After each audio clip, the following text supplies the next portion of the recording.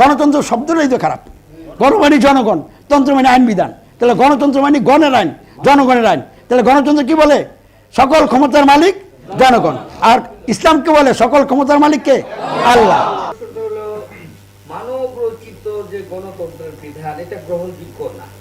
Islamic শরিয়ার মাধ্যমে কি কোনো গণতন্ত্রের ব্যাখ্যাটা কি? গণতন্ত্র তো বসে আছে মতামত, এটার ব্যাখ্যা দেখি ইসলামের আলোকে গণতন্ত্র, এটার ব্যাখ্যাটা। আচ্ছা, ইসলাম আর গণতন্ত্র পরস্পর বিপরীত এবং বিরোধী। তবে গণতন্ত্রে যেমন মতের বিষয় আছে, ইসলামও মতের বিষয় আছে। ইসলামের মতটা হবে সম্পূর্ণ কোরআন সুন্নাহর অধীন। যেমন ইসলামী রাষ্ট্র হয়ে গেল, আমি একটা উদাহরণ দিচ্ছি। কিন্তু সুদ ভিত্তিক অর্থনীতি এখানে কি আছে? প্রতিষ্ঠিত আছে। এখন হুট করে আমি এটাকে বাতিল করলেই সমাজ অচল হয়ে যাবে। এই জন্য আমি কি করলাম?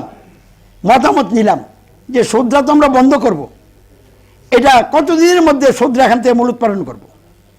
এখন পরামর্শ দিতে যায়, কেউ বললো যে 6 মাস, কেউ বললো 1 বছর। তাহলে এটা কি সুদ মানে মূল উৎপাদন করার জন্য মতামত? তাহলে এটা ইসলাম সম্মত মত। আর যদি সুদ চালু করার জন্য মত নেন, তাহলে এটা হলো গণতন্ত্রের মত। গণতন্ত্রে যা খুশি তা মত দিতে পারেন, কিন্তু ইসলামে যা খুশি তা মত দিতে পারবেন না। ইসলাম আর গণতন্ত্র সম্পূর্ণ বিপরীত এবং বিরোধী। যেমন ছাগল আর হরিণ, ছাগলেরও 2টা শিং, হরিণেরও কটা শিং? হরিণেরও কান 2টা, ছাগলেরও কান কটা? 2টা। 4 পা হরিণেরও ছাগলেরও। তাই বলে কি হরিণ ছাগল? তাহলে হরিণ হরিণ, ছাগল ছাগল। গণতন্ত্রের সাথে ইসলামের কিছু মানে গণতন্ত্রের কিছু মিল ইসলামের সাথে আছে। আমি এটা বলবো না যে গণতন্ত্রের সাথে ইসলামের মিল আছে।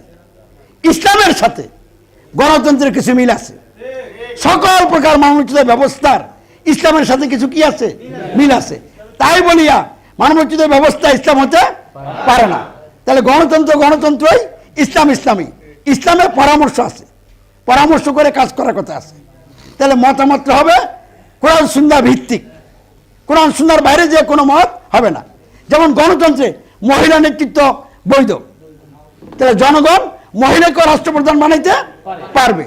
তো ইসলামে কি আপনি পুরুষকে নেতা বানাবেন না মহিলারা বানাবেন, এই জন্য পরামর্শ করা যাবে? এটা পরামর্শ করা যাবে না। আর রিজালু কাওয়ামুন আলান নিসায়ে, মহিলাদের উপরে পরিচালক হবে কে? পুরুষ। এই জন্য আল্লাহ কোন নবী রসুল মহিলার দিয়ে বানান নাই। রসুলের পরে 4 জন খলিফায়ে রাশিদিন, তারা কেউ মহিলা ছিলেন না। কোনো মহিলার ইমামতিতে নামাজ হবে না পুরুষদের, কি হবে? তাহলে নামাজের মধ্যে কয়টা আইন? ফরজ আহকাম 13 ফরজ, আর ওয়াজিব 14-15টা, আর সুন্নত মুস্তাহাব মিলিয়ে ধরেন 80-র উপরে আইন। তাহলে 80টা আইনের সমষ্টি হলো সালাত। এই সালাতের ইমামতি মহিলা করতে পারবে না, নারী পুরুষ সকলের।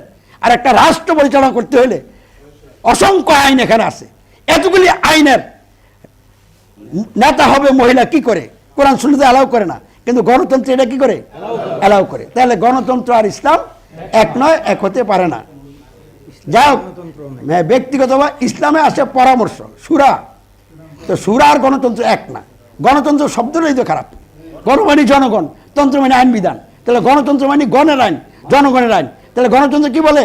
সকল ক্ষমতার মালিক জনগণ। আর ইসলামকে বলে সকল ক্ষমতার মালিক কে? আল্লাহ। গণতন্ত্র বলে জনগণের ভোটে যারা এমপি হবে তারা রাষ্ট্রের জন্য আইনদাতা, আইন তৈরি করবে তারা। আর ইসলাম বলে ইনুল হুকমু ইল্লাল্লাহ, হুকুম দেওয়ার অধিকার একমাত্র কার? আল্লাহ। গণতন্ত্রে শাসন কর্তৃত্ব হলো সরকারের, আর ইসলামের শাসন কর্তৃত্ব কার? আল্লাহর। মানুষের হবে শুধু প্রতিনিধিত্ব, প্রতিনিধিত্ব করবেন আপনি। তাহলে এখন গণতন্ত্রের মাধ্যমে আমাদের বাংলাদেশে, যেটা পৃথিবীর মধ্যে 2য় বৃহত্তম মুসলিম রাষ্ট্র, এই রাষ্ট্রে বলা হচ্ছে জনগণ সার্বভৌমত্বের মালিক। কোন জায়গায়? সমাজ এবং রাষ্ট্রের ক্ষেত্রে। আর আইন বিধান হলো পার্লামেন্টের, সংসদ সদস্যগণের। আর শাসন কর্তৃ হলো সরকার এবং মন্ত্রী পরিষদের। তাহলে গণতন্ত্রে সার্বভৌমত্ব জনগণের, আইন বিধান সংসদ সদস্যগণের, আর শাসন কর্তৃত্ব হলো মন্ত্রীগণের। তো মন্ত্রীরাও মানুষ, সংসদ সদস্যরাও কি মানুষ, জনগণও কি মানুষ। তাহলে গণতন্ত্রের সার্বভৌমত্ব আইন বিধান কর্তৃত্ব মানুষের, এটা চরম দুর্নীতি। তাহলে এই গণতন্ত্র দিয়ে রাষ্ট্র চলতে পারে না, চলতে দেওয়া উচিত না। এই জন্য সরকার সহ দেশবাসী সকলকে গণতন্ত্র ত্যাগ করে ইসলামের পথে আহ্বান জানাচ্ছি, ইসলামের পথে আসার জন্য। গণতন্ত্র ত্যাগ করা রাজতন্ত্র গ্রহণের ডাক দেয় নাই, সমাজতন্ত্রের দিকে যাওয়ার জন্য ডাক দেয় নাই। গণতন্ত্র ত্যাগ করুন, আল্লাহ প্রদত্ত জীবন ব্যবস্থা ইসলাম গ্রহণ করুন এবং ইসলামের ভিত্তিতে সমাজ রাষ্ট্র গঠন করুন, পরিচালনা করুন। তাহলে দুনিয়ার জন্য কল্যাণ হবে, শান্তি হবে এবং আখিরাতে আমরা মুক্তি লাভ করতে পারবো, জাহান্নাম থেকে রক্ষা পেয়ে জান্নাতে যেতে পারবো।